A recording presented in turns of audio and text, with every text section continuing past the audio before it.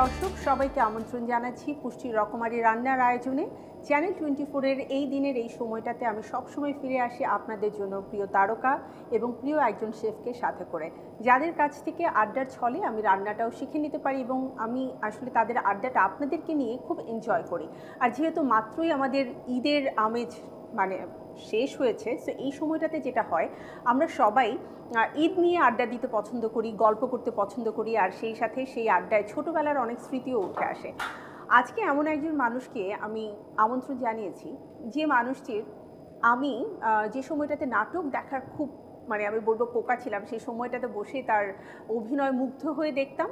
আর পরবর্তীতে তাকে যখন আমি ব্যক্তিগতভাবে জানতে শুরু করি, সেই সময়টাতে তার মুগ্ধতা আমার মুগ্ধতা আরও বেড়ে গেছে। তার জন্য একটাই কারণ সেই মানুষটা একজন মা হিসেবে তার সন্তানকে যেভাবে বড় করছেন, সেটা আসলে আমাদের মায়েদের জন্য খুবই শিক্ষণীয়।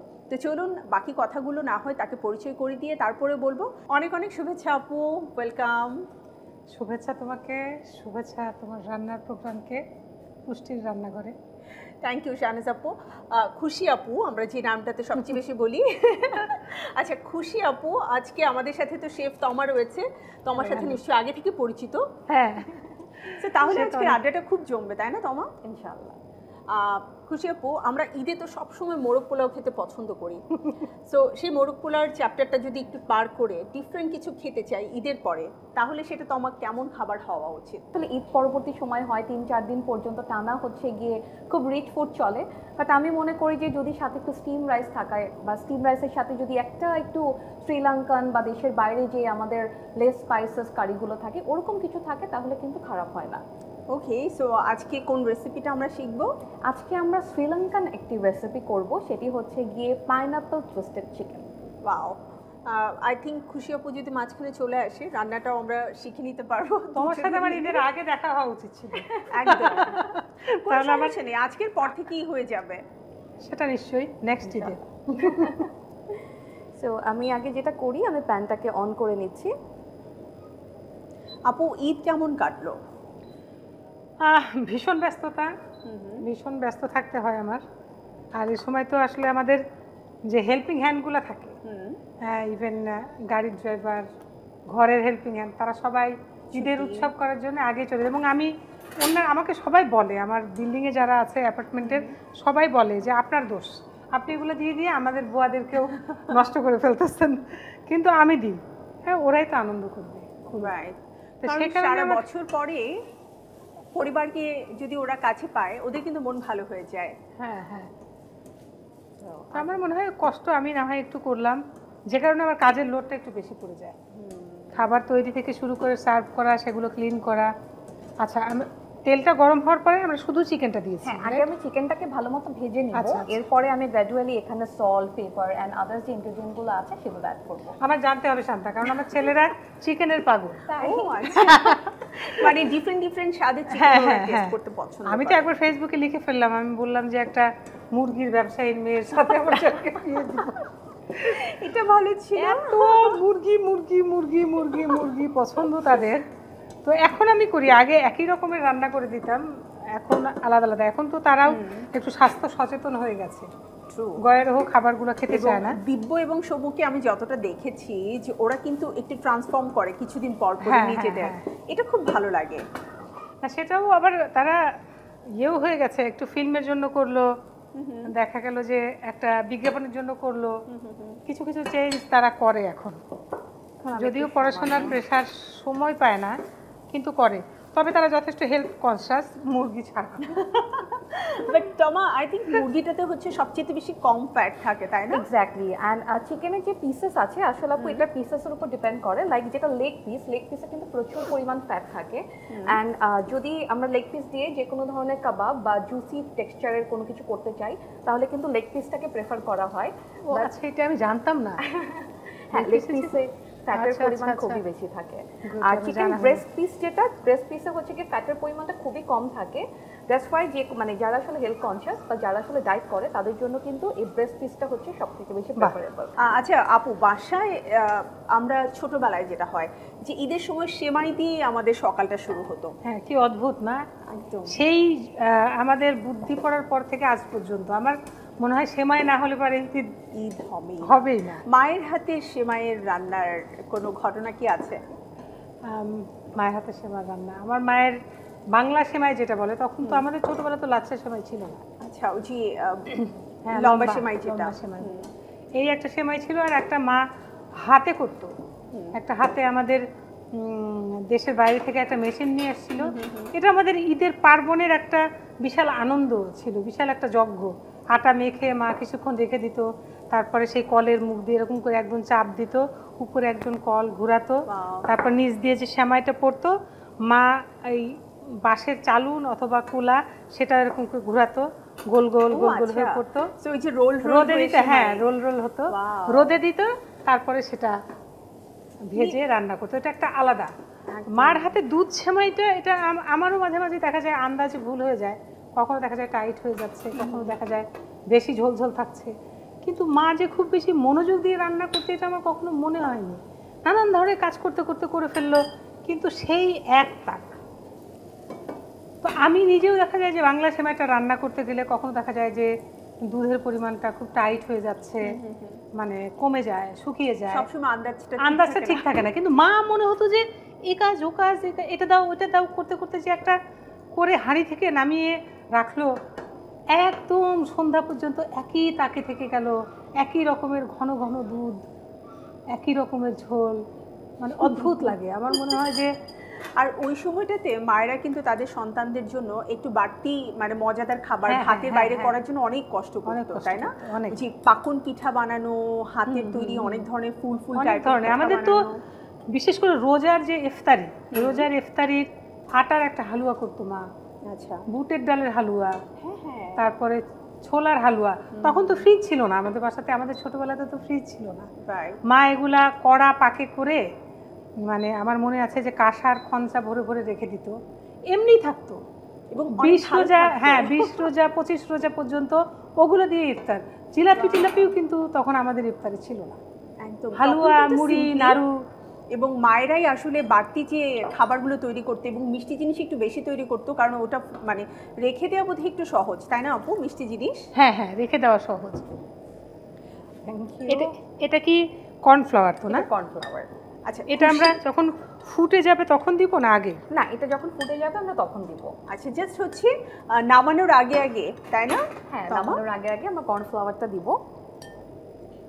আমার দেখে মনে হচ্ছে যে জিনিসটা অনেক সহজে একটা, হ্যাঁ অনেক সহজে একটা টেস্টি খাবার। আমার কাছে মনে হচ্ছে এটা বেশি মজা হবে এজন্য যেটাতে পাইনাপল দেওয়া হবে। এক্স্যাক্টলি, এখানে একটা সরি টেস্ট আসবে, আর পাইনাপল ফ্লেভার তো এমনিও। ও আচ্ছা আচ্ছা আচ্ছা, চিকেনের সাথে এগুলো সব পরে অ্যাড করবে? হ্যাঁ, রান্নাতে আমার ভালোই লাগে। কর্নফ্লাওয়ার দেওয়ার পরে আলাদা একটা কালার চলে আসছে, দেখছো? হ্যাঁ, খুবই সুন্দর লাগছে। আমরা কি অলরেডি পাইনাপলটাও দিয়ে দিয়েছি? আমরা পাইনাপলও দিয়েছি। পাইনাপল দেওয়ার পর আমরা এখানে এক্সট্রা কিছু লেটুস অ্যাড করেছি। লেটুস কিন্তু ফ্যাট রিডিউসের জন্য খুবই হেল্পফুল। মানে এক কথা এখানে পাইনাপল আছে, পাইনাপল যেমন ফ্যাট রিডিউসের জন্য হেল্প করবে, লেটুসও মানে হেল্প করবে। তো সবকিছু দিয়ে এটা কিন্তু খুব হেলদি একটা হচ্ছে গিয়ে কারি। খুবই সুন্দর একটা কালার চলে আসলো। অলরেডি এটা ঠিকও হয়ে গেছে। আমরা এর সাথে কি চিলি কিছু দিব না? না, হ্যাঁ আমরা সামান্য একটু গ্রিন চিলি দিব। আচ্ছা আচ্ছা। কেউ চাইলে এটাতে হচ্ছে গিয়ে ওই যেটা আমাদের চিলি ফ্লেক্স আছে, রেড চিলি ফ্লেক্স, ওটাও ইউজ করতে পারে, বাট আমরা এখানে সবকিছু ফ্রেশ চাচ্ছি, সো আমরা এখানে একটু গ্রিন চিলি দিব। আর শ্রীলঙ্কান বা ইন্দোনেশিয়ান ওরা কিন্তু গ্রিন চিলি পেস্ট বা ওটার কুচি করা খুব বেশি খায়। আই থিঙ্ক ওরা তো সব কিছু অ্যারোমেটিক এবং একটু অর্গানিক ইউজ করে, এটা একটা রিজন। বাহ, আমার তোমার এই ডিশটাতে যে জিনিসটা সবচেয়ে পছন্দ সেটা হচ্ছে খুবই অল্প সময়ের ভিতরে দারুণ একটা ডিশ। দারুণ কালারটা, হ্যাঁ কালারটা দারুণ হয়েছে, দারুণ। হোপফুলি আপনাদের খেতেও ভালো লাগবে। দারুণ দারুণ। এটার উপরে আমরা আর কোনো কিছু দিব না? না, এটা যেহেতু নিজের মধ্যেই কালারফুল, আমরা এর উপরে আর বেশি কিছু দিব না। জাস্ট এখানে আমরা সামান্য একটু গ্রিন চিলি স্প্রেড করে দিতে পারি, অ্যাজ এটা দেখতে তাহলে আরেকটু কালারফুল হবে। দেখতে এত সুন্দর লাগছে, মানে ইয়েলো, অরেঞ্জ, গ্রিন আছে। আমি কালকে ট্রাই করব বাসায় যে। আই থিঙ্ক যারা সাথে রান্না করো তো? হ্যাঁ করি আপু। আপু তৈরি হয়ে গেল pineapple chicken twist. Thank you very much, thank you. এটা আমি নিজে খাওয়ার চাইতে আমার আসলে পরিবারের জন্য, বন্ধু বান্ধব, তোমরা যারা যাবে তাদের জন্য। আর এটা না একটু স্টিম রাইসের সাথে খুব বেশি হ্যাঁ ভালো হ্যাঁ লাগে। মানে এটা বসিয়ে রেখে একটু চা আর বিস্কিট দিয়েই তাদের বসিয়ে রেখে আমি যে এটা করে ফেলতে পারবো, যদি আসলে চিকেনটা রেডি করা থাকে। এক্স্যাক্টলি। দারুণ দারুণ দারুণ, থ্যাংক ইউ। চিকেনটা কিন্তু মেরিনেট করার কোনো ব্যাপার ছিল না, তাই না? ডিরেক্ট এটা আমি প্যানেই ফ্রাই করে ফেলেছি, অ্যাজ এই পিসেসগুলো অনেক ছোট, এটা আসলে আগে থেকে ম্যারিনেট করার দরকার পড়ে না। প্যানেই এটা যখন আমি ভাজবো তখন ওর ভিতরে ইনগ্রেডিয়েন্টগুলো অ্যাড করে দিলে ওর ভিতরে সল্ট পেপারের যে টেস্ট আছে ওটা চলে যাবে। খুব সহজে। বাহ বাহ বাহ। সো খুশি আপু, দেখে নিলাম আপনার জন্য মজাদার এই রেসিপি। এটার নাম হচ্ছে pineapple twisted chicken. Pineapple twisted chicken, কি মজার একটা নাম। প্রিয় দর্শক, দেখে নিলাম আমরা কিভাবে খুব চটজলদি তমা তৈরি করে ফেললো পাইনাপল টুইস্টেড চিকেন। আপনারাও বাসায় যেন এই চিকেনের রেসিপি খুব চটজলদি করতে পারেন, এজন্য প্রস্তুত প্রণালী দেখিয়ে দিব আরও একবার। পাশাপাশি আমি একটু ছোট্ট বিরতি নিয়ে নিচ্ছি, কারণ বিরতির পরে ফিরে এসে আমাদের প্রিয় তারকার হাতে মজাদার কোনো রেসিপি আছে, দেখে নিব। তো সাথেই থাকুন চ্যানেল 24-এর, আর চোখ রাখুন পুষ্টির রকমারি রান্নায়।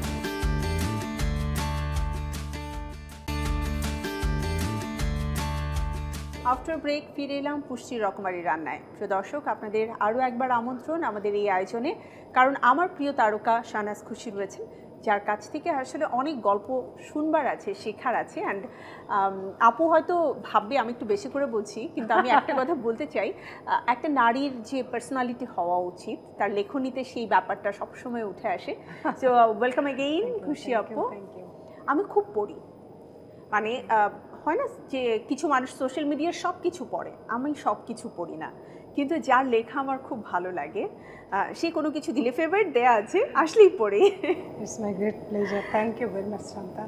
সো এবারে কিন্তু আপু আড্ডা দেবার পাশাপাশি একটা মজার কিছু শিখতে চাই, যেটা অ্যাকচুয়ালি বাসায় খুব বেশি করা হয়, অথবা হয় না যে একটা রিফ্রেশমেন্টের জন্য প্রয়োজন। আর এখন তো সামার চলে আসলো, তো আমি একটা সামারের জন্য কিউকাম্বার অরেঞ্জ সিলার বানাবো। ওকে, এটার জন্য লাগছে আমার কিউকাম্বার, অরেঞ্জ, আদা, সোডা লাগবে, সোডা ওয়াটার, আর সুগার। প্রথমে কিউকাম্বারটা দিয়ে দেব। আচ্ছা, আসলে আমাদের দেশীয় শসার স্বাদটাই অন্যরকম। আমি আদা দিলাম এর সাথে, সুগার কিন্তু আমি অল্প করে দেব, এটা স্বাদ মতো যে যার মতো অ্যাড করে নেবে। আচ্ছা আপু, এটার সাথে যদি আমরা সুগার না দিয়ে হানি দেই, হ্যাঁ সেটাও হয়। আর এখানে তো আসলে সোডা ওয়াটার থাকছে, Right. এটাতে কিন্তু এক ধরনের মিষ্টি আছে। হ্যাঁ, যদি কেউ হচ্ছে লাইক হোয়াইট সোডা বা আমরা সফট ড্রিঙ্কস যেটাকে খাই, সেটা যদি দেয়, সেটা যদি অ্যাড করে নেয় তাহলে তো থাকবে। খুবই সহজ জিনিস, কিন্তু এটা খুবই উপকারী এবং খুবই টেস্টিও। আপু, ছোটবেলায় তো আমরা অনেক বেলের শরবত খেতাম, এখন কি সেই বেলের শরবত খাওয়ার ট্র্যাডিশনটা আছে? ট্র্যাডিশনটা নাই, যেমন আমি দেখি যে বাচ্চারা তো কেউই পছন্দ করে না। আচ্ছা, মানে এখন সব কিছু আমাদের উপকারের জন্য তো আমরা খেতে চাই না। যেমন এই যে চিকেনের ডিশটা করলো, আমার কিন্তু একটাবারের জন্য মনে হয় না যে চিকেনের ডিশটা আমি খুব মজা করে খাবো। আমার বাচ্চার পাশাপাশি আমার মনে হয়েছে যে সব বাচ্চার এটা খুবই একটা পছন্দের আইটেম হবে। মা হয়ে যাওয়ার পরে মনে হয় এরকমই হয়, একদম নিজের পছন্দের খাবারগুলো সব বাচ্চার জন্য আমরা রেখে দিই। তো বেলের জুসটা আমি কোনোভাবে কোনো উপাদানে তৈরি করেই বাচ্চাদেরকে আমি আকর্ষণ করতে পারি না এটার প্রতি। এই কিউকাম্বারটা যেমন আমরা বিভিন্ন চিংড়ি মাছ দিয়ে রান্না করা, তারপর ডালের ভিতরেও আমি দিই, মাঝে খুব মজা লাগে, খুবই মজা লাগে। আলাদা একটা ঘ্রাণটাই একটা বন্য ঘ্রাণ, খুব সুন্দর লাগে, খুবই ভালো আর লাগে। এই সামারে না এই ধরনের খাবারগুলো খেলে আমাদের পেট খুব শান্তি পায়, খুব শান্তি পায়। কিন্তু বাচ্চারা এটা খেতে চায় না, তারা ভাবে যে এটা দিয়ে কি এটা রান্না করা সম্ভব, কিউকাম্বার অনলি ফর স্যালাড। একদম। আমরা এটা করে ফেলি কথা বলতে বলতে, ব্লেন্ডারের এরকম আওয়াজ শুনলে পারেই বাচ্চারা মনে করে যে দৌড়ায় চলে আসবে যে মাছ হচ্ছে, হ্যাঁ স্মুদি অর লাইক কিছু একটা হচ্ছে। ওর বাবারও এই ধরনের স্ল্যাশ জুস এগুলো খুবই পছন্দের খাবার, খুবই পছন্দ করেছে। আর স্পেশালি ওরা যখন ক্লাস শেষ করে বাসায় আসে তখন খুব চায়, তাই না? খুবই চায়, খুব। তারা অনেক টাকা নষ্ট করে তাদের ক্যাফেতে, পাশাপাশি রেস্টুরেন্টে এগুলো খায়, কিন্তু বলে যে তোমার যে বাসার যে ব্যাপারটা তুমি করো ওটা হয় না মা, বোঝায় যায় আর্টিফিশিয়াল। ডান। হাইজিন মেনটেন করার যে একটা ব্যাপার থাকে সেটাও খুব মানে ভালো লাগে। এবং দিন শেষে আরেকটা ব্যাপার, আমরা সন্তানের জন্য অনেক মায়া মমতা অনেক ভালোবাসা দিয়ে করি, তো সেটা আসলে সম্পূর্ণ সেটাও একটা ভিন্ন। ব্যাপার। হ্যাঁ, আমরা তো এই ধরো যে এই পটটা নিজেরা যেভাবে ক্লিন করি, যেভাবে রাখি, সবচাইতে যেটা মমতা, আমার বাচ্চার হেলথের কথা চিন্তা করে, পরিবারের লোকের হেলথের কথা চিন্তা করে যেভাবে জিনিসগুলো হাইজেনিক করি, এটা তো বাইরে থাকেও না আসলে। আর সব কিছু টাটকা জিনিস দেওয়ার চেষ্টা করি। ওরা যাদের বিজনেস, তারা তো ফ্রিজে কেটে রাখে, আগের দিন হয়তো রেখেছে। এই কাঁচা জিনিসগুলোর যে জিনিসটা মূল, এটা আমার ধারণা, আমার রান্নাঘর বিচরণ করতে করতে, সেটা হচ্ছে ঘ্রাণটা সবচাইতে বেশি জরুরি। তুমি কিউকাম্বারটা যদি আগের দিন কেটে রাখো, তাহলে পরে এই গন্ধটা কিন্তু থাকবে না। একদমই না, অরেঞ্জটা tasty যদি তুমি change হয়ে একদম যাবে। টেস্টি চেঞ্জ হয়ে যাবে।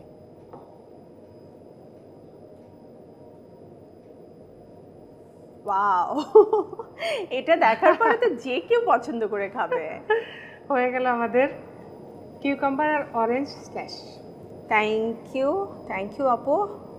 ওয়াও, মানে কালার কম্বিনেশন ওভারঅল সব কিছু মিলিয়ে এত চমৎকার লাগছে।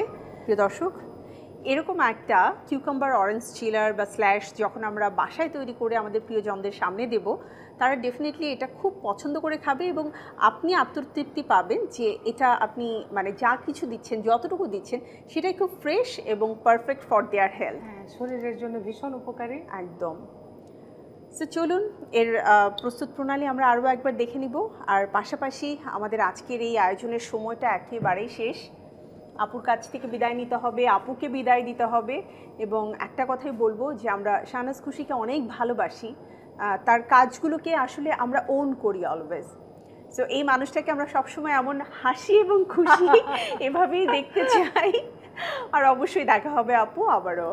অনেক ধন্যবাদ শান্তা, ধন্যবাদ তোমাকে, ধন্যবাদ পুষ্টি রকমারি রান্নাকে। নিশ্চয়ই দেখা হবে আবার এরকম কোনো অনুষ্ঠানে। সবাই ভালো থাকবে। থ্যাংক ইউ খুশি আপু, অনেক অনেক শুভকামনা থাকলো এবং সুস্বাস্থ্য কামনা করছি সব সময়। প্রিয় দর্শক, আমাদের আজকের আয়োজনের সময় একেবারে শেষ। পুষ্টি রকমারি রান্নার আয়োজন থেকে আজকের মতো আমাকে বিদায় নিতে হচ্ছে। আবারও ফিরে আসবো আপনাদের জন্য চ্যানেল 24-এ ঠিক একই সময়ে একই দিনে। সবাই ভালো থাকুন, সুস্থ থাকুন আর নিরাপদে থাকুন, এই প্রত্যাশায় আজকের মতো বিদায়। আল্লাহ হাফেজ।